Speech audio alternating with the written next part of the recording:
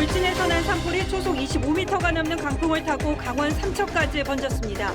소방청은 원전 쪽으로 번지는 불길을 막기 위해 대용량 방사포를 투입했습니다. 사전투표 첫날 투표율이 17.57%로 역대 최고를 기록했습니다. 어느 후보에게 유리할지 분석했습니다. 이재명 후보가 양자택일 정치에 촛불로 물러난 세력이 복귀하지 않냐며 단일화효과 차단에 주력했습니다. 안철수 대표는 정권 교체가 되지 못하는 상황만은 막아야 했다며 지지자에게 손편지로 사과했습니다. 러시아군이 유럽 최대 원전인 우크라이나 자포리자를 장악했습니다. 아직 방사능 누출은 없는 걸로 전해지는데 젤렌스키 대통령은 푸틴에게談判을 제안했습니다. 코로나 하루 사망자가 역대 최대인 186명으로 늘어났고 확진자는 26만 명을 넘어섰습니다. 내일부터 식당 등은 밤 11시까지 영업할 수 있습니다. 울산에서 3살 여자아이가 기아 상태로 숨졌습니다. 20대 친모가 체포됐습니다.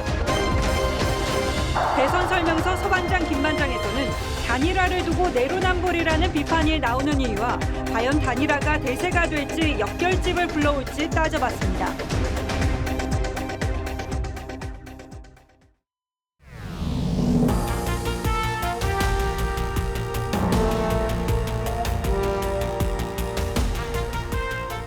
시청자 여러분 안녕하십니까? 뉴스9의 신동욱입니다.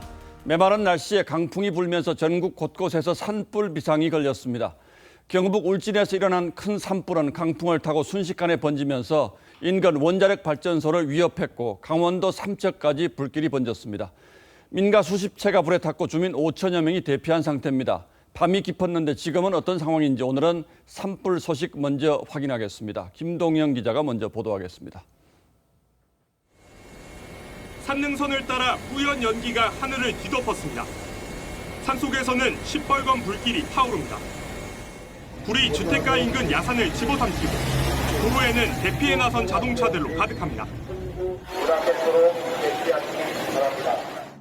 오늘 오전 11시 15분쯤 경북 울진군에서 큰 산불이 났습니다.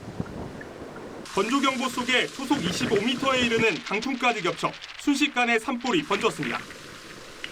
불씨가 바람을 타고 최초 발화 지점에서 10km 정도 떨어진 한울 원전 주변까지 날아가 원전 안전을 위협했습니다. 산불 당국은 헬기 43대와 진화 인력 700여 명을 투입했지만 불길을 잡지 못했습니다. 산불 피해도 커지고 있습니다. 주택가 창고 등 20채가 불탔고 울진에서만 14개 마을 주민 4,600여 명이 긴급 대피했습니다. 동해안을 남북으로 잇는 7번 국도는 양방향 통행이 전면 차단됐습니다. 보따리 쌓아놨어, 준비해놨어요. 가려고. 뭐 있잖아요. 앞뒤로 다 불을 붙여있는데 어떻게 살아요? 산불은 강풍을 타고 북쪽인 강원 삼척까지 확산돼 주민 750여 명에게 대피령이 떨어졌습니다. 산림당국과 소방당국은 산불 대응 3단계와 소방동원형 1호를 발령해 전국의 진화장비 145대를 추가 투입할 예정입니다. TV조선 김동영입니다. 예, 걱정입니다. 보신 것처럼 바짝 마른 숲에 불길이 번지고 강한 바람까지 불면서 주민들은 화마가 닥쳐오는 걸 속수무책으로 지켜볼 수밖에 없는 상황이었습니다. 현장 주변에 있었던 주민들이 보내온 제보 영상을 보면 그야말로 위험천만한 상황이라는 걸 한눈에 알 수 있습니다. 박건우 기자가 정리했습니다. 달리는 자동차 주위가 온통 벌겋게 물들었습니다. 사방에서 불길이 일렁이고 강풍에 날린 불씨가 유리창으로 몰아칩니다.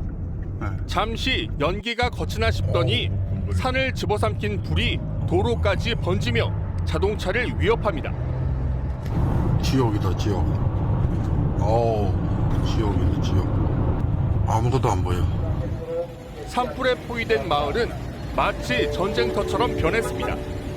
주택 곳곳에서 불길이 치솟고 집 마당에 세워놓은 트럭도 화마를 피하지 못했습니다. 불탄 지붕도 벽체도 맥없이 무너져 내렸습니다. 살림살이는 물론 농기구도 온통 잿더미로 변했습니다. 지붕에 연결된 전깃줄에서는 불꽃까지 튑니다.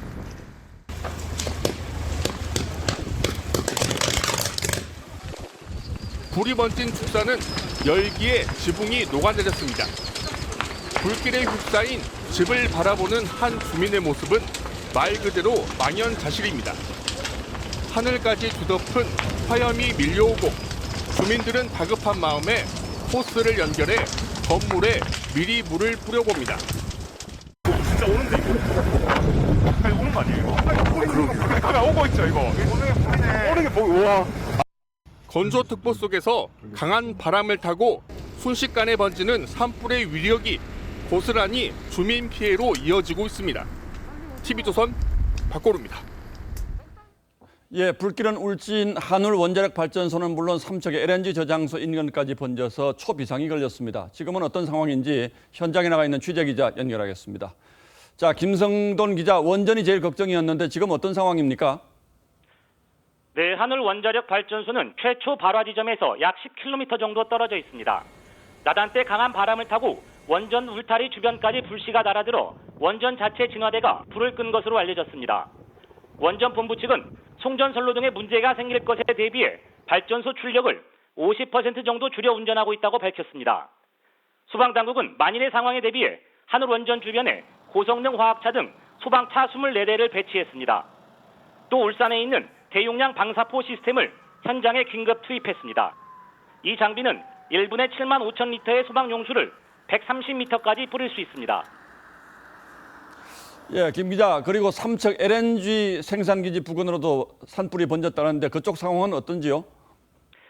산불은 삼척 LNG 생산기지에서 불과 2km 정도 떨어진 곳까지 북상한 것으로 알려졌습니다.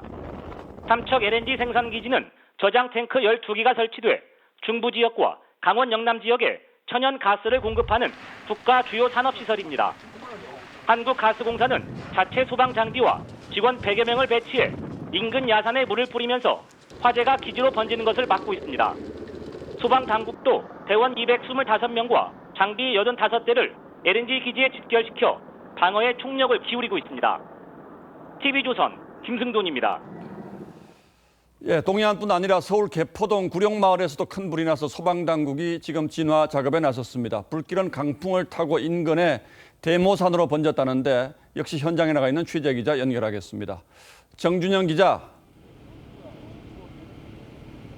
예, 서울 개포동 구룡마을에 나와 있습니다. 자, 뒤에 소방차 보이는데 불길이 좀 잡혔습니까?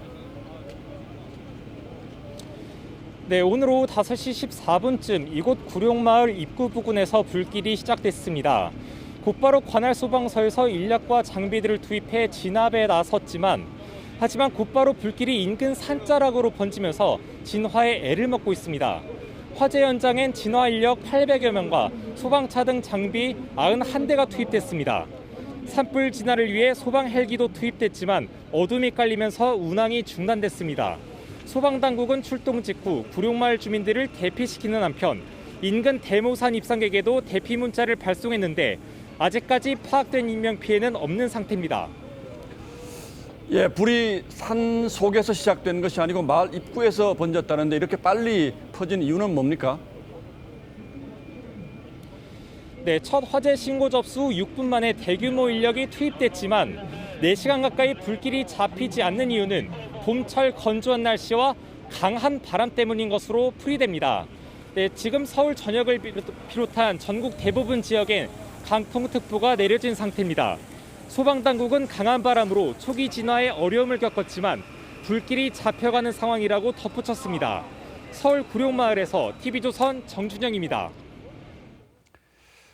예, 앞으로 5년간 대한민국을 이끌어갈 20대 대통령 선거 사전투표가 오늘부터 시작됐습니다. 오늘 내일 이틀 동안 진행되는 이 사전투표에는 적극 지지층이 많이 나온다는 점에서 여야 후보 모두 사전투표율을 높이는 데 사활을 걸었습니다. 이재명 후보, 윤석열 후보, 심상정 후보도 오늘 일찌감치 투표를 마쳤습니다. 여야의 이런 동료 속에 오늘 하루에만 17.5%의 유권자들이 투표장을 찾았습니다. 5명 가운데 1명 가까이가 이미 선거를 끝냈다는 뜻입니다. 특히 광주가 24%, 전남 28%로 여권 지지층이 두터운 지역의 사전투표율이 높았습니다. 이런 추세라면 내일까지 사전투표율이 역대 최고치를 갈아치울 가능성이 매우 높습니다. 이번 투표에 쏠린 국민들의 관심이 그만큼 크다는 뜻일 겁니다. 한송원 기자가 보도합니다. 민주당 이재명 후보가 유세에 나서기 전 사전투표를 합니다. 광화문 근처 투표소를 찾은 이 후보는 촛불 집회에 나선 국민들을 생각했다고 소감을 밝혔습니다. 반드시 승리해서 통합, 경제, 평화의 길을 확고하게 열어가겠습니다. 국민의힘 윤석열 후보는 20여 년 전 부산지검 근무 당시 살던 동네에서 사전투표를 마치며 1년 전 검찰총장 퇴임 당시의 각오를 되새겼습니다. 이 나라의 자유민주주의와 국민 보호에 최선을 다하겠다고 말씀을 드렸습니다. 종로에서 가족들과 투표한 심상정 후보까지 사상 처음으로 주요 대선 후보들이 모두 첫날 사전투표를 마쳤습니다. 민주당 송영길 대표는 제주에서, 국민의힘 이준석 대표는 광주에서 투표했습니다. 여야 모두 지지층의 사전투표를 적극 독려하면서 오후 3시에 이미 첫날 기준 역대 최고 투표율을 경신했습니다. 유권자 4,400만 명 가운데 오늘 770만 명이 투표를 마쳤고 첫날 사전투표율은 17.57%로 19대 대선 때의 11.7%를 크게 웃돌았습니다. 중앙선관위는 내일까지 투표 열기가 이어질 경우 최종 사전투표율이 30%를 넘을 것으로 내다봤습니다. TV조선 한송원입니다. 전국에 마련된 3,500여 곳 사전투표소엔 이른 아침부터 긴 줄이 늘어섰습니다. 가족끼리, 연인끼리 투표를 한 뒤에 인증사진을 찍어서 SNS에 올리기도 했는데 내일 오후 5시부터는 코로나 확진자와 격리자도 사전투표를 할 수 있습니다. 송민성 기자가 오늘 사전투표장에 나온 유권자들을 만나봤습니다. 점심시간이 되자 직장인 유권자들이 사전투표소에 몰려듭니다. 서울 도심의 한 투표소는 차례를 기다리는 줄이 100m를 넘겼습니다. 식당 줄 아닌가요? 이처럼 긴 줄은 사전투표소 곳곳에서 만들어졌습니다. 이곳 서울역 사전투표소에는 인근 주민들뿐만 아니라 기차 승객들까지 몰려 한때 긴 대기줄이 이어지기도 했습니다. 집에 가는 길에 서울역에 있어서 마침 방문해서 투표하게 되었어요. 후보들 유세는 심각했지만 투표장 분위기는 밝았습니다. 연인과 함께 데이트처럼 투표하고 아무리 바쁘더라도 투표는 중요하다고 생각해서 시간을 내서 함께 오게 됐습니다. 투표했다는 인증사진도 다양하게 남겼습니다. 코로나19 확진자와 격리자는 내일 사전투표가 가능합니다. 확진이 됐어도 꼭 투표는 해야 되는 게 맞다고 생각해요. 그래서 가능하면 투표를 할 예정입니다. 이들은 오후 5시부터 6시 사이 사전투표소에 마련된 임시기표소를 방문하면 투표할 수 있습니다. TV조선 송미선입니다. 이례적으로 높은 사전투표율인데 지역별 사전투표율 자세히 살펴보겠습니다. 전통적으로 사전투표율이 높았던 호남 지역이 이번에도 높은 투표율을 기록했고 보수세가 강한 지역에선 상대적으로 투표율이 낮았습니다. 역대 최고가 될 것으로 전망되는 이번 사전투표율이 여야 어느 쪽에 유리한지를 두고는 셈법이 복잡한데 박성재 기자가 그 이유를 분석했습니다. 지역별 사전투표율입니다. 호남 지역이 모두 상위권이었는데 전남이 28.1%로 가장 높았고 그 뒤를 이어 전북이 25.5%, 광주가 24.1%였습니다. 모두 여당 강세 지역이죠. 반면 보수의 심장으로 불리는 대구는 15.4%로 경기, 인천과 함께 하위권입니다. 보수 일각의 사전투표 불신, 음모론이 영향을 미친 것으로 보입니다. 최대 승부처인 서울은 평균 17.3%인데 보수세가 강한 강남구가 15.4%로 가장 낮았습니다. 역대 최고 사전투표율이 예상되고 있는데 사전투표율이 높을수록 진보 정당이 유리하다 이런 통념은 이어질까요? 지난 19대 대선 당시 정치 1번지 서울 종로구를 살펴보겠습니다. 문재인 후보는 본투표에선 39.2% 득표율을 기록했는데 사전투표에선 45.6%로 훨씬 높은 득표율을 기록했습니다. 반대로 홍준표 후보는 사전투표 득표율이 6%포인트 낮았습니다. 이렇게 주로 20대에서 40대 젊은 세대의 사전투표 참여율이 높다는 게 민주당에 유리하다는 근거로 꼽혔는데요. 하지만 이번에는 2030에서 야당 지지세가 강해 과거 공식이 깨졌다. 이런 분석도 나옵니다. 투표율이 높다고 해서 특정 진영에 유리하다. 이런 공식은 깨진 것 같습니다. 확실한 선거 승리를 위해서는 실제 투표율을 높이는 것이 매우 중요합니다. TV조선 박성재입니다. 예, 이렇게 투표가 시작되면서 여야의 발걸음은 더 분주해지고 절박해졌습니다. 막판에 야권 후보 단일화가 성사되면서 안철수 후보를 지지했던 유권자들이 어디로 움직일 것인가가 최대 변수로 떠오른 가운데 민주당은 단일화 역풍을 기대하며 지지층 결집에 주력했고 국민의힘은 승기를 잡았다는 내부 평가 속에서도 더욱 몸을 낮췄습니다. 황정민 기자가 취재했습니다. 윤석열, 안철수 두 후보는 어제 단일화를 선언하며 더 좋은 정권 교체란 대의에 공감대를 형성했다고 밝혔습니다. 하지만 민주당 윤호중 원내대표는 단일화 배경을 놓고 윤 후보 측이 안 후보의 정치 생명을 놓고 협박을 했다는 확인되지 않은 주장을 펼쳤습니다. 못 만나면 깐다라고 했던 게 어떤 구체적인 내용이 있었던 것은 아닌가. 공개 협박 메시지 이런 것이 아니었을까. 우상호 총괄 선대본부장도 야권 단일화의 역풍이 확실하다는 분석을 내놨습니다.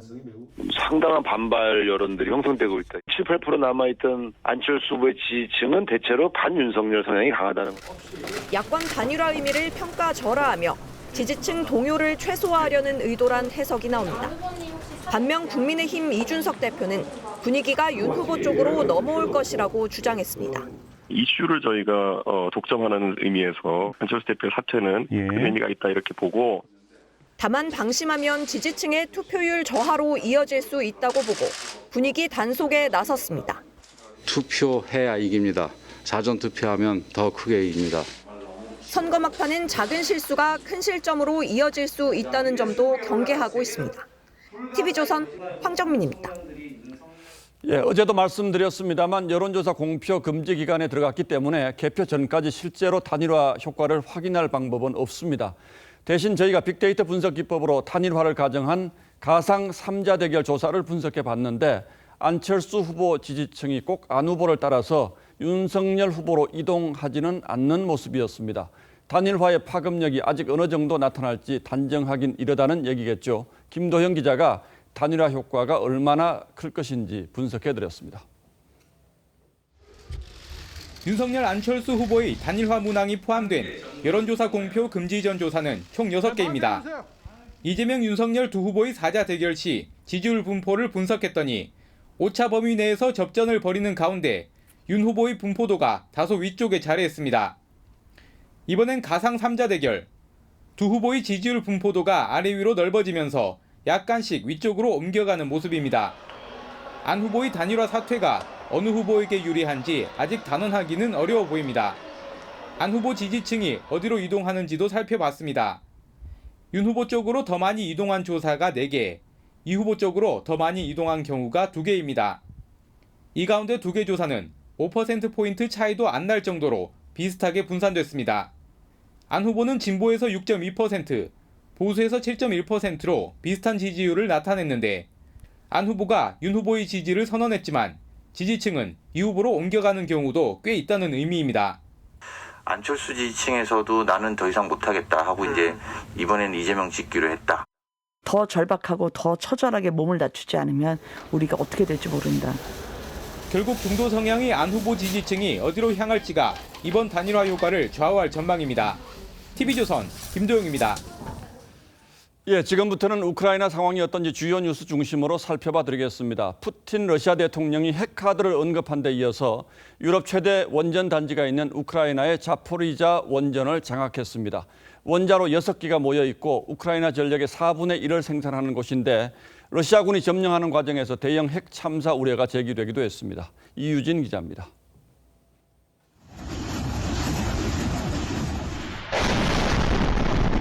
미사일이 내려꽂자 불기둥이 일어납니다.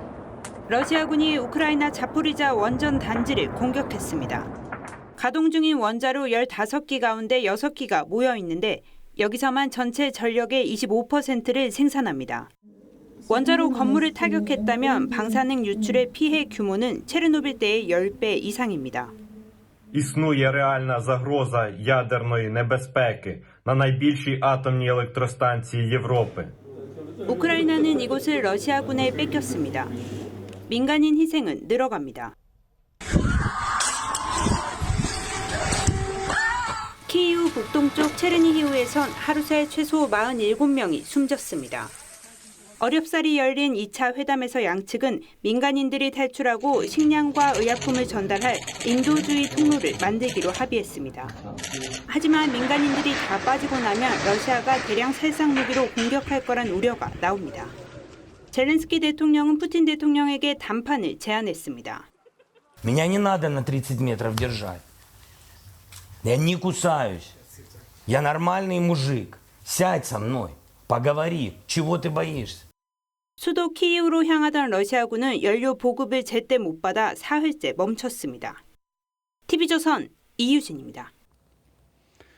압도적인 군사력을 앞세워 우크라이나를 압박하고 있는 러시아군에 맞선 우크라이나 국민들의 항전이 눈물겹습니다. 군사 무기가 없는 시민들이 화염병을 만들고 대전차 주례를 직접 매설하며 결사항전을 벌이고 있습니다. 보도에 유혜림 기자입니다. 용접하는 이들이 공장에 모여 러시아군 전차를 막아낼 강철 바리케이드를 만들어냅니다. Вони їдуть в Київську область і в район білоруського кордону. 전차 안으로 던져 넣을 화염병도 수백 개씩 비축합니다. 크림반도 병합이후로 쭉 맥주병은 푸틴을 조롱해왔습니다. It's Putin which means Putin. Wait, the beer is called Putin. Yeah. 파란 테이프에 연결된 실을 따라가자 대전차 지뢰가 나옵니다. 한 남성이 맨손으로 지뢰를 들어 옮깁니다. Якщо я казала, якби прийшли, я б брала б що-небудь, би їх теж уничтожала. 예비군들은 사격 훈련장에서 총을 쏜 적이 없는 민간인들을 가르칩니다. Сюди прийшов, щоб хоч мати певне якесь уявлення, як захищатися, як вижити, якщо ворог до нас прийде. 러시아 군인 앞에선 주민들이 맨몸으로 물러나라고 호통을 칩니다. 원자력 발전소가 공격을 받았을 때도 주민들은 인간 바리케이드로 결사항전의 의지를 보였습니다. TV조선 유혜림입니다. 코로나 하루 확진자가 26만 명을 넘었습니다. 하루 사망자도 200명에 육박했습니다. 이 두 가지 상황에서 우려해 볼 수 있는 것은 확진자 폭증에 뒤따를 위중증 환자와 사망자 증가입니다. 2주 정도 뒤부터는 중환자 병상 운영에 부담이 가해질 거란 구체적인 전망도 나왔습니다. 성민혁 기자가 보도합니다. 26만 6,853명이란 역대 최다 확진자가 나오자 시민들은 더욱 긴장한 모습입니다. 벌써 5번째 검사를 받으러 온 직장인도 있습니다. 친구들이 워낙 조금 걸려가지고 얘기하다 보니까 두통기가 좀 있는 것 같아가지고 혹시 몰라서. 최근 검사 양성률도 높아져 선별진료소의 PCR 검사자 2명 가운데 1명은 양성 판정을 받고 있습니다. 정부는 애초 오는 9일 확진자가 23만 명쯤 나올 걸로 내다봤습니다. 하지만 증가세가 예상을 웃돈 겁니다. 하루 사망자도 매주 2배씩 늘어 200명에 가까워졌습니다. 또다시 최다 사망자 기록입니다. 위중증 환자는 800명대 진입이 눈앞입니다. 위중증의 환자들이 실제 사망 피해까지 어떻게 연동될 것인지 판단하기는 좀 어려운 상황입니다. 확진자 폭증이 시차를 두고 위중증 환자와 사망자 증가로 이어지진 않을지 우려가 커집니다. 응급의료 체계 자체가 상당히 과부하되고 있는 중환자와 관련된 부담은 아마 3월 말이나 4월 초쯤이. 정부는 이달 둘째 주까지 병상 2,254개를 추가 확보하기로 했습니다. TV조선 성민혁입니다. 보셨듯 의료계는 2주 뒤를 더 우려하고 있는데요. 내일부터는 식당과 카페 등의 영업시간이 밤 10시에서 11시로 1시간 늘어납니다. 환영과 우려의 목소리가 동시에 나오고 있습니다. 차준우 기자입니다. 정부가 방역 패스를 일시 중단한 지 나흘째. 식당 손님이 별도 인증 없이 줄지어 들어갑니다. 방역 패스 없어진 거는 손님을 조금 늘은 것 같아요. 내일부턴 사회적 거리 두기 방침도 완화됩니다. 사적 모임 최대 인원은 종전처럼 6명으로 제한되지만 식당과 카페, 영화관 등 다중이용시설 11종 영업시간은 밤 10시에서 11시로 1시간 늘어납니다. 자영업자 소상공인 분들의 어려움이 더욱 가중되고 있다는 점도 고려하였습니다. 자영업자들은 일단 늘어난 영업시간을 반기는 분위기입니다. 9시, 10시 그때가 들어오는 시간이거든요. 훨씬 낫죠. 하지만 찔끔 연장의 볼멘 소리가 여전하고 1시간 별로 가지고는 24시간 장사를 하거든요. 확진자 수가 연일 최다치를 기록하는 상황에서 섣부른 결정 아니냐는 우려도 나옵니다. 지금 시간은 좀 아닌 것 같아요. 확진자가 좀 어느 정도 줄어들면 정부는 코로나19 대응 체계를 지속적으로 개선해 나가겠다며 추가 방역 완화 조치 가능성도 시사했습니다. TV조선 차순우입니다. 비정규직 근로자에게 백신 접종과 코로나 확진은 건강과 연결된 문제이기도 하지만 생계와도 직결돼 고통을 안깁니다. 보수를 받을 수 없기 때문인데요. 비정규직에 받는 코로나 차별 윤서아 기자가 취재했습니다. 경기도 한 병원의 원무과 계약직 직원 A씨. 지난달 코로나 자가검사 결과 양성이 나왔는데도 출근하란 얘기를 들었습니다. 제 양성 나왔어요. 부장님도 아파도 지금 출근을 하는 상황이더라고요. 병원 측은 근무에 지장을 줄까 봐 PCR 검사도 못 받게 했고 결국 검사를 미루면서 가족까지 줄줄이 확진됐다고 A씨는 주장했습니다. 출근을 제가 어이가 없어. 검사를 이제 받는 것조차 약간 눈치가 보이게끔 뭔가 분위기가. 코로나에도 건강보다 생계를 먼저 걱정해야 하는 비정규직 노동자는 곳곳에 있습니다. 확진 판정을 받으면 자가 격리 기간만큼 임금을 못 받기 때문입니다. 4명이 확진 나오고 민원서 빠지면서 아니 있기는 있었어요. 백신 휴가도 생각하기 힘든 게 현실입니다. 일을 안 하는데 당연히 못 받는 거죠. 우리는 그만 지내는 거죠. 백신 유급 휴가를 못 쓴 비정규직 노동자 비율은 정규직보다 10%포인트 이상 높은 것으로 나타났습니다. 비정규직을 나중에 휴가를 부여하고 한다고 해서 사용자를 뭔가 이렇게 제재할 수 있는 수단이 따로 없다 보니까 코로나 장기화에 노동 취약계층 고통은 더욱 깊어집니다. TV조선 윤서입니다. 울산의 한 주택에서 3살 난 여자아이가 숨졌습니다. 아이는 또래들의 몸무게 절반 수준일 정도로 왜소했습니다. 20대 친모가 아동학대 혐의로 긴급 체포됐습니다. 이심철 기자입니다.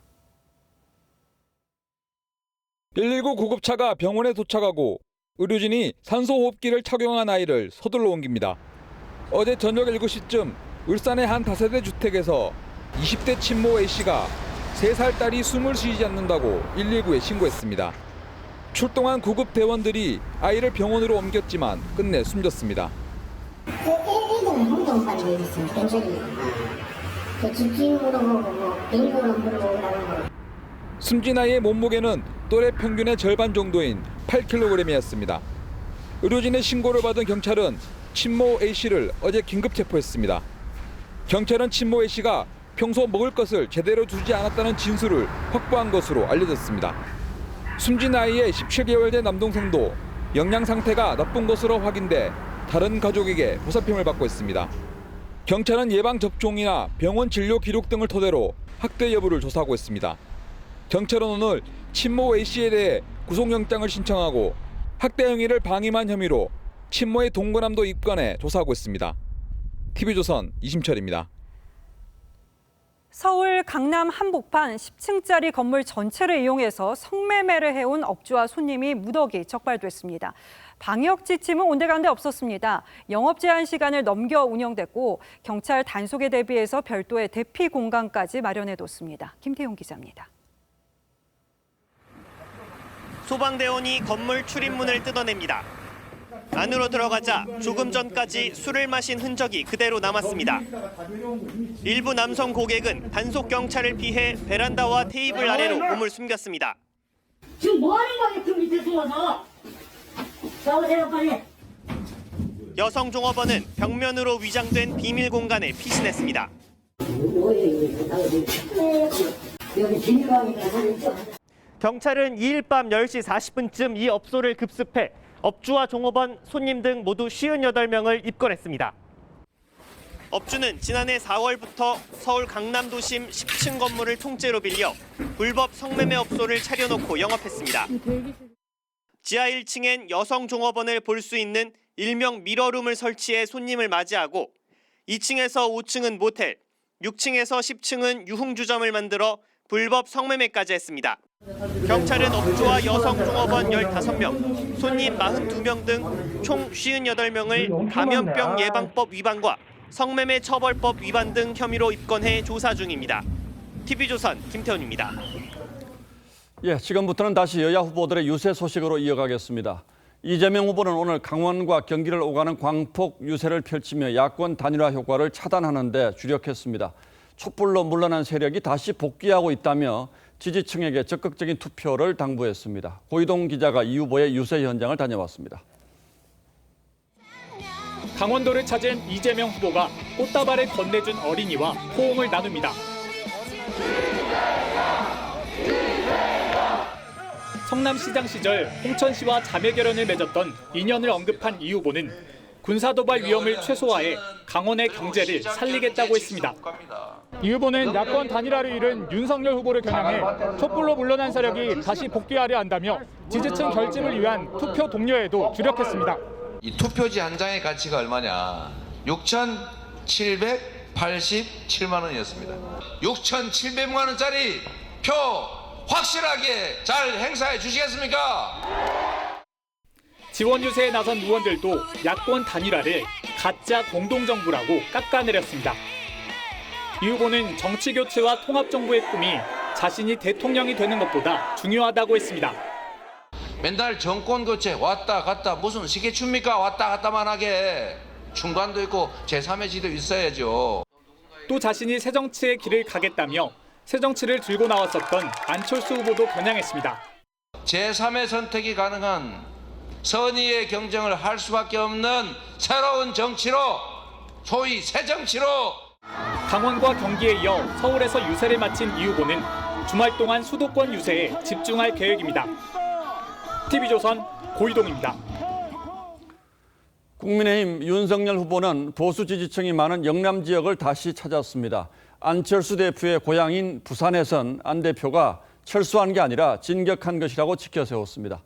안 대표는 정권 교체를 위해서 어쩔 수 없는 선택이었다며 손편지로 지지자들의 이해를 구했습니다. 내일부터는 윤 후보 합동 유세에도 나설 예정입니다. 황선영 기자입니다. 윤석열 후보가 빨간색 바구니를 흔들자 부산 현안 확실히 챙기겠다는 현수막이 펼쳐집니다. 부산을 서울과 똑같은 대규모 경제 도시로. 윤 후보는 검찰총장 퇴임 1년을 맞아 자유민주주의를 수호하겠다던 당시 다짐을 되새기는 한편 김영삼 전 대통령의 민주정신 계승을 강조했습니다. 검찰이 대장동 수사를 제대로 안 하고 있다며 이재명 후보를 겨냥하면서도 집권하면 민주당과 협치해 국민 통합을 이루겠다고 했습니다. 야당의 양식 있는 정치인들과 멋지게 협치해서 대한민국 발전시키고 국민 통합 이루고. 안철수 대표의 고향인 부산에선 단일화 결단을 안 후보의 진격이라고 부각시켰습니다. 철수한 것이 아니라 정권 교체해서 더 좋은 나라로 만들기 위해 진격하신 겁니다. 안 대표는 SNS에 올린 손편지를 통해 저의 독자 완주를 바라셨던 분들의 실망을 생각하면 마음이 무겁다면서 정권 교체가 안 되는 상황만은 막아야 했고 더 좋은 대한민국을 위해 혼신을 다하겠다고 했습니다. 안 대표는 내일 오후 경기도 이천에서 윤 후보와 합동 유세에 나섭니다. TV조선 황선영입니다.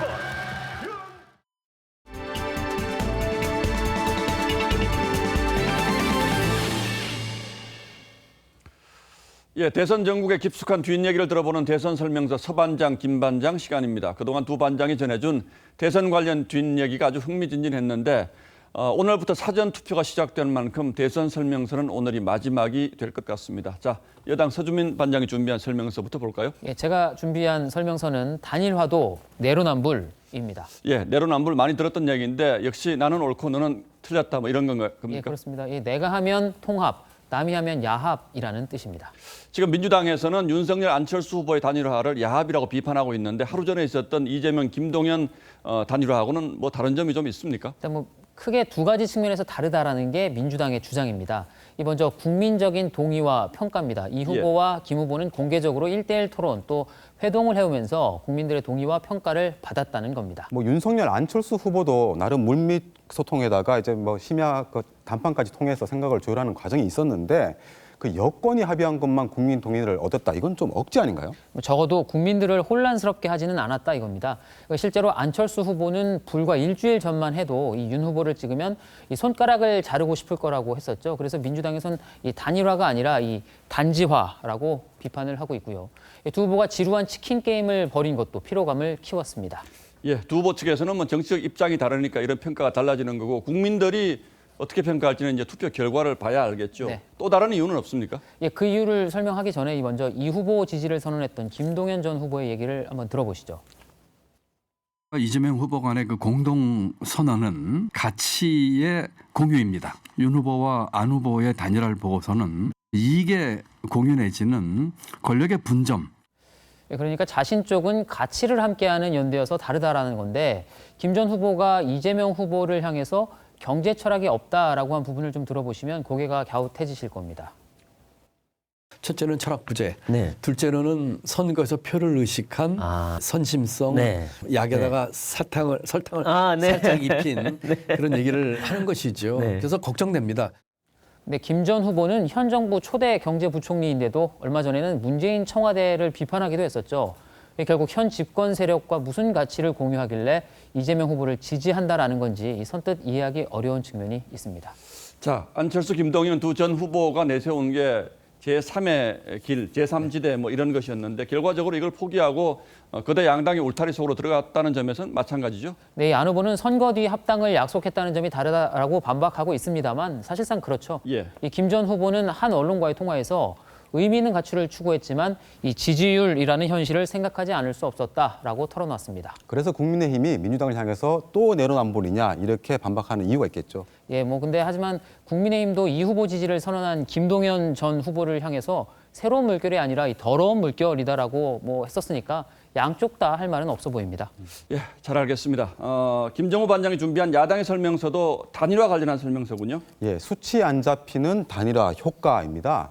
조금 전 리포트에서 안철수 지지층이 단일화 이후에 어떻게 움직일지 좀 따져봤는데 단순한 수치 말고 큰 흐름에서 한번 좀 분석해 보겠습니다. 네, 아무래도 현재 구도가 윤석열 후보가 이 박빙 우세다 뭐 이렇게 분석하는 거는 여야 모두 좀 인정하고 있는 측면이 있긴 한데 그러다 보니까 이 단일화 효과가 얼마나 되는지 이게 좀 결정적인 변수가 될 것 같긴 해요. 이게 뭐 단일화 문제는 일반 그 선거공학으로는 좀 설명하기 어려운 복잡한 표심과 연결됩니다. 일단 그 기존의 안 후보 지지층은 이재명도 싫고 이렇게 윤석열도 싫다는 그런 생각이 굉장히 강할 겁니다. 예. 그래서 안 후보의 당선이 어렵다는 걸 알면서도 지지했기 때문에 명분과 가치를 더 중요하게 생각한다. 이렇게 볼 수 있겠습니다. 그런 측면에서 보면 안철수 후보가 정권 교체를 사퇴의 명분으로 낸 것만큼 안 후보 지지자들이 윤석열 후보 쪽으로 갈 것이다. 이렇게 보는 게 더 일반적인 분석 아닌가요? 네, 맞습니다. 근데 다만 그 안 후보 지지층의 충성도가 상대적으로는 굉장히 낮다는 게 문제입니다. 이렇게 보신 것처럼 지지부를 바꾸겠다라는 가능성이 굉장히 높았기 때문에 이건 안 후보가 좋다기보다는 덜 싫다는 해석과도 연결되는 부분입니다. 그래서 안 후보가 내건 사퇴의 명분에 이들이 전적으로 동의할지가 불투명합니다. 또 다만 그 안 후보 지지층 중에서 정권 교체를 원한다는 답변이 이렇게 많기 때문에 이 사람들이 그 명분에 따라갈 가능성은 여전히 높다고 봐야겠습니다. 안 후보도 그 기자회견 때 고개를 들면 진다 뭐 이런 취지의 얘기를 했었는데 여당에서는 실제로 지금 여권 지지층이 결집하는 역결집 현상이 일어나고 있다 이렇게 주장하고 있거든요. 반대로 야권 지지층이 결집하는 거는 좀 도움이 될까요? 일단 그 선거라는 게 그 바람을 타는 게 굉장히 중요하고 절대적으로 유리할 수밖에 없습니다. 그래서 조직보다는 바람, 또 바람보다는 구도다 이런 말까지 나오는데요. 일단 단일화로 정권교체 명분에는 탄력이 더 붙었다고 보고 있습니다. 그래서 여당도 아까 그 서반장 이야기한 것처럼 그 단일화에 대해서 굉장히 강하게 비판하고 또 견제하고 있는 거겠죠. 하지만 반면 야당은 윤석열 대선론에다가 또 긴장 안 하면 죽는다 이런 결집력까지 더하면 반드시 승리할 수 있다 이런 자신감이 있는 분위기입니다. 하긴 안 후보 지지층을 보면 한 가지의 패턴으로 설명하기 어려운 복잡한 측면들이 많기 때문에 이 단순한 수치 이동보다는 구도에 미치는 영향 이게 더 클 수도 있겠어요? 네, 그래서 그 한번 안철수 후보를 지지하는 분포를 한번 보겠습니다. 우선 인물 자체를 지지하는 그룹이 있고요. 그리고 그 호남에 좀 저변을 둔 민주당의 전통 지지층 그리고 중도 보수층에서 윤석열로까지 이어지지 않는 그런 그룹이 모여 있습니다. 이들 각 그룹이 어떤 식으로든 이렇게 다 이동을 하게 될 텐데 그거를 1%라도 더 확보하기 위해서 양쪽이 이렇게 서로 정반대의 주장을 하고 있는 겁니다. 예, 두 반장의 그동안의 설명서가 우리 유권자들이 누구를 선택하는지 결정하는 데 도움이 아마 됐을 겁니다. 그동안 두 반장 대선 전국 분석하느라 고생 많았습니다.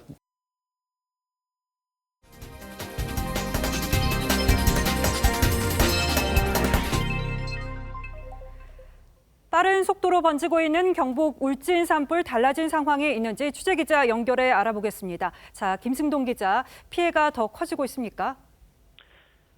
네, 산림당국은 조금 전 브리핑에서 울진 삼척 산불의 영향권이 3,300헥타르에 달한다고 밝혔습니다. 축구장 4,700여 개에 맞먹는 면적으로 최근 10년 내 일어난 산불 중 최대 규모입니다. 주택 피해는 울진에서만 50여 채로 늘어났다고 밝혔습니다. 이번 산불이 일어난 지역의 반경 15km에서는 통신 장애가 발생해 휴대전화 사용에 어려움을 겪었습니다. 한때 한울원자력 발전소 주변까지 불씨가 날아들어 원전 안전이 우려됐었는데요. 한울원자력본부는 한울원전 1호기에서 5기까지 설비 손상 없이 안전한 상태며 방사능 누출은 없다고 밝혔습니다. 원전 측은 산불이 근접하면서 안전성 확보를 위해 발전소 출력을 50% 정도 줄여 운전하고 있다고 밝혔습니다. 울진에서 시작된 산불은 삼척 LNG 생산기지에서 불과 1km 떨어진 곳까지 북상한 것으로 알려졌습니다. 삼척 LNG 생산기지는 저장 탱크 12기가 설치돼 중부 지역과 강원 영남 지역에 천연 가스를 공급하는 국가 주요 산업시설입니다.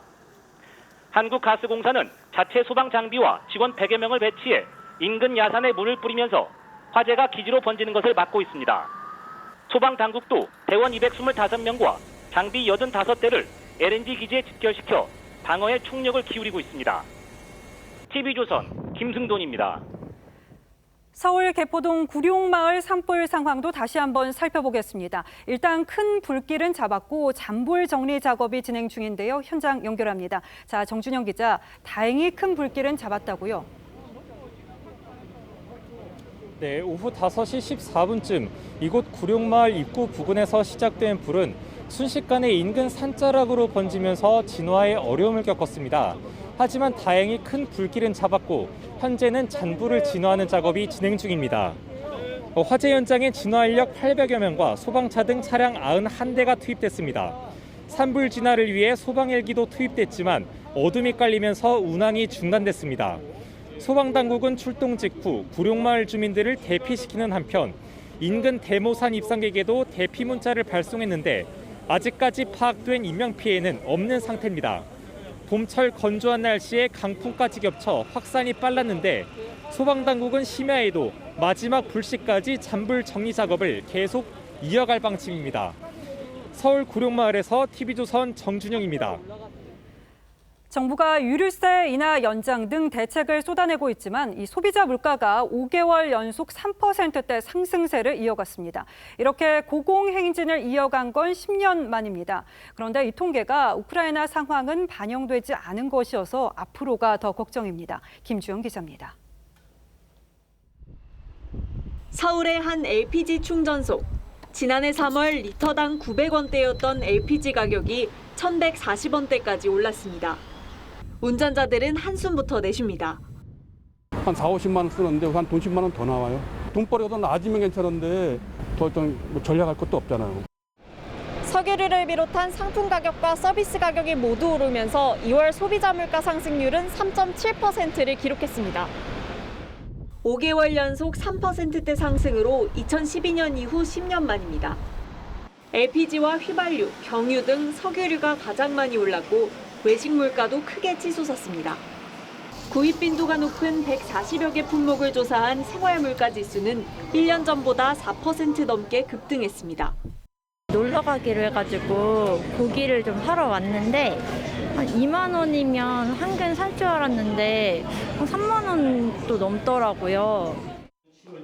정부는 5년 만에 물가 관계장관 회의를 열고 4월 말 종료 예정이었던 유류세 인하를 7월까지 연장하기로 했습니다.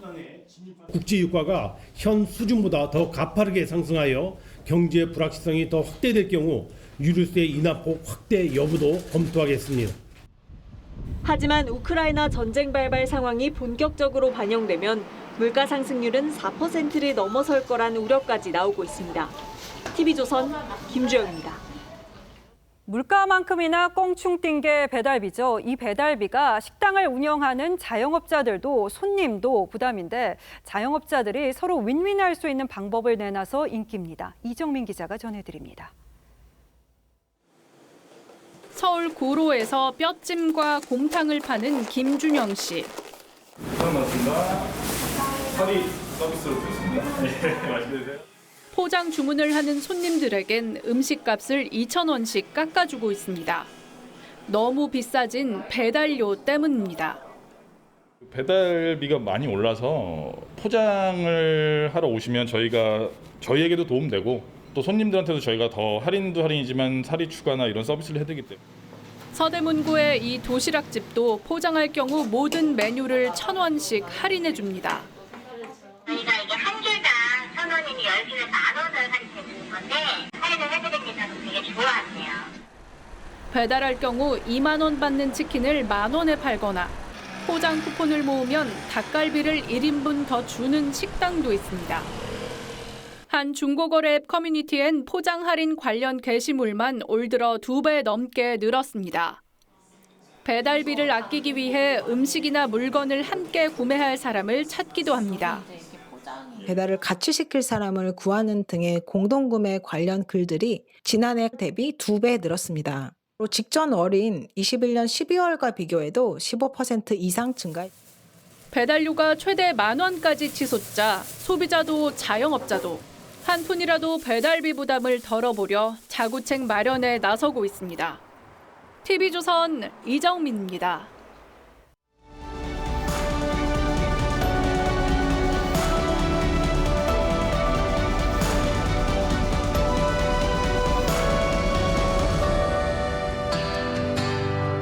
너무 아픈 사랑은 사랑이 아니었음을.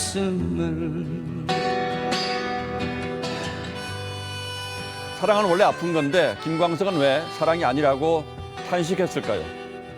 또 이런 노래도 있습니다. 가까이 하기에 너무 먼 당신을 난 잊을 테요. 상처받는 게 두려워 다가가지 못하는 사랑을 심리학에서 고슴도치 딜레마라고 합니다. 고슴도치들은 날씨가 추워지면 한데 모여서 체온을 나눕니다.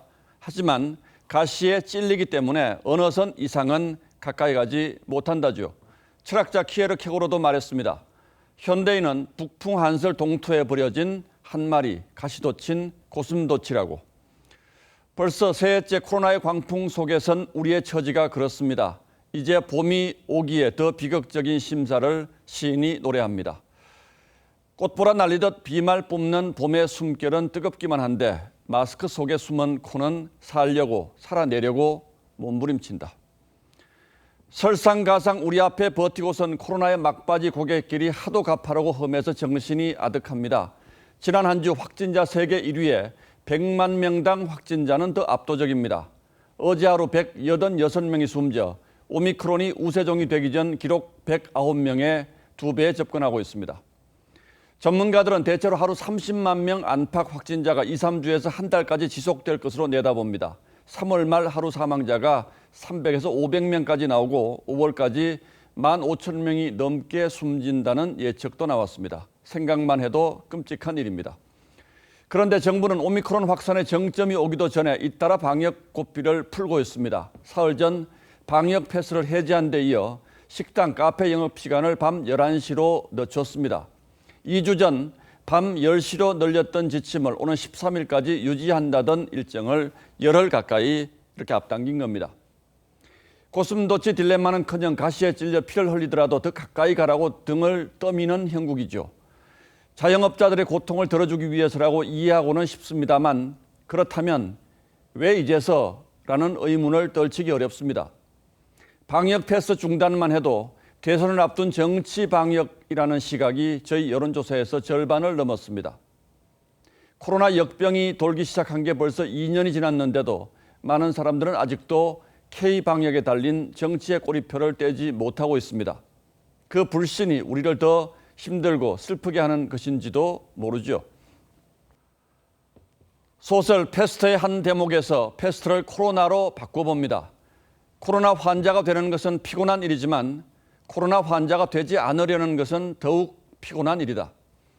날은 저물고 갈 길은 험하고 범람하는 역병의 홍수를 헤쳐나가야 할 우리 모두의 처지가 이래저래 고달플 따름입니다. 3월 4일 앵커의 시선은 살려고 살아내려고 였습니다.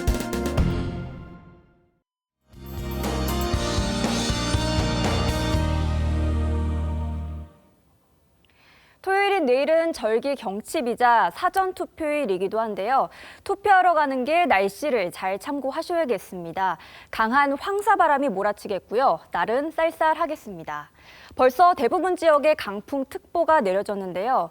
내일까지 바람이 강하게 불면서 특보가 유지되겠습니다. 여기에 황사까지 밀려오고 있습니다. 중부 지역부터 먼지 농도가 높아지고 있는데요. 내일은 전국이 황사로 뒤덮일 것으로 보입니다. 그리고 아침 일찍 투표하러 가시는 분들은 따뜻하게 입으셔야겠습니다. 기온이 많이 떨어지겠는데요. 서울의 아침 기온은 영하 2도, 대전은 0도에서 출발하겠습니다. 일요일에는 바람과 미세먼지는 잦아들겠습니다. 다만 건조한 날씨는 계속될 것으로 보이는데요. 주말 동안 화재 예방에 각별히 신경 쓰셔야겠습니다. 날씨였습니다. 3월 4일 금요일 뉴스9은 여기서 모두 마치겠습니다. 시청해주신 여러분 고맙습니다.